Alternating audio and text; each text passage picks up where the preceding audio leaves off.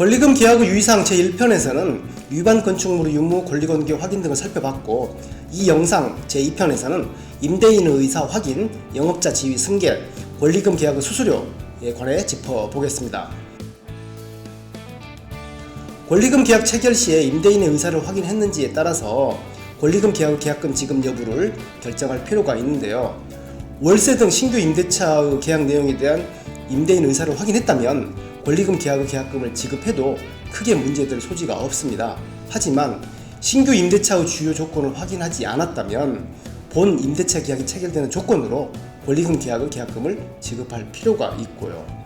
임대인과 본 임대차 계약을 체결하지 못하면 지급한 권리금 계약금을 돌려받는 것이 번거로울 수 있기 때문입니다. 즉, 본 임대차 계약이 체결되지 않으면 권리금 계약금을 반환한다라고 약정했어도 양도인, 즉 현 임차인이 수수한 권리금을 즉시 반환하지 않을 경우를 염두에 둘 필요가 있습니다. 신규 임차인이 현 임차인과 동일한 업종을 운영할 때는 신규로 허가를 신청할 필요 없이 영업자 지위 승계를 통해서 허가 명의자를 변경하면 됩니다. 영업자 지위 승계 시에 신규 임차인은 권리 이전에 필요한 서류를 미리 확인한 후 현 임차인에게 권리금의 잔금을 지급해야 하는데요. 현 임차인이 어떤 이유에서 인감증명서 등 영업허가 명의 변경에 따른 필요 서류를 떼어주지 않으면 신규 임차인은 제때 영업할 수 없습니다.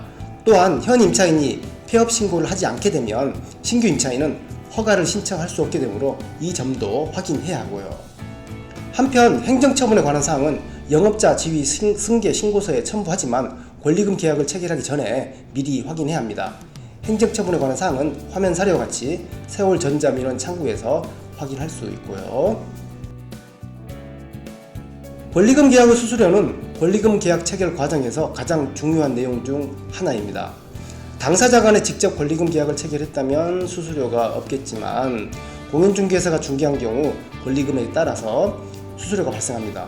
일반적으로 공인중개사는 권리금을 수수한 현 임차인에게 수수료를 청구하고 권리금을 지급한 신규 임차인에게는 청구하지 않습니다. 다만 신규 임차인은 임대인과 신규 임대차 계약 체결에 따른 중개보수를 부담하면 되고요. 개업 공인중개사와 현 임차인이 각각 생각하는 수수료 수준이 현격히 달라 소소한 다툼이 발생하곤 하는데요. 상가 건물의 권리금은 공인중개사법의 중개 대상물이 아니기 때문에 이 법에서 규정하는 중개 수수료 상한요율을 적용하지 않고 개업 공인중개사와 현 임차인이 제한된 규정 없이 협의해서 결정할 수 있습니다.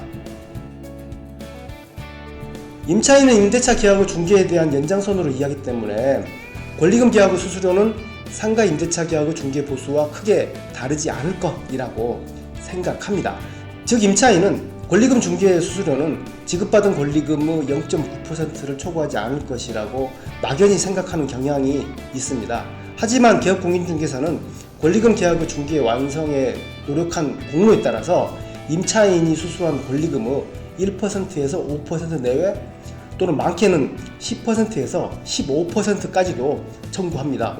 예를 들어 권리금이 1억 원이라면 개업 공인중개사는 현 임차인에게 많게는 1천만 원 내외의 중개 수수료를 청구하고요.